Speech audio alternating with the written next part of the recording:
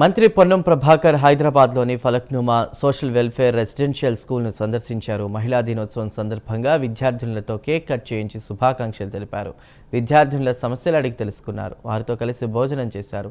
తెలంగాణ ప్రజాపాలన ప్రభుత్వంలో మహిళలకు పలు కార్యక్రమాలు చేపడుతున్నామని తెలిపారు. మహిళా సమాఖ్యల ద్వారా ఆర్టీసీ అద్దె బస్సుల కొనుగోలు, సోలార్ ప్లాంట్ల నిర్వహణ చేపట్టేలా చర్యలు తీసుకుంటున్నామని తెలిపారు. భవిష్యత్తులో 1 కోటి మంది మహిళలను కోటీశ్వరులుగా చేయడమే తమ ప్రభుత్వ లక్ష్యమని పొన్నం ప్రభాకర్ తెలిపారు.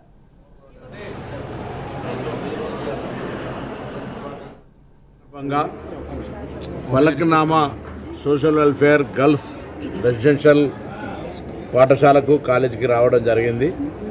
ఈ విద్యార్థులను అధ్యాపక వర్గానికి అందరికీ కూడా, అదేవిధంగా తెలంగాణలోని మహిళలందరికీ మహిళా దినోత్సవ శుభాకాంక్షలు తెలియజేస్తూ, ప్రత్యేకించి తెలంగాణ ప్రజాపాలన ప్రభుత్వంలో మహిళలకు అనేక రకాల కార్యక్రమాలను చేస్తూ ఉన్నాం. భవిష్యత్తులో కూడా 1,00,000 మంది మహిళలు, 1 కోటి మంది మహిళల్ని కోటీశ్వరులు చేయాలనే ఆలోచనతోటి నూతనంగా వాళ్ళను సోలార్ పరంగా కావచ్చు, ఈరోజు భారతదేశంలోనే మొట్టమొదటిసారిగా మహిళా సంఘాలతోటి, మండల సమైక్యలతోటి ఆర్టీసీ బస్సులు కొనుగోలు చేయించి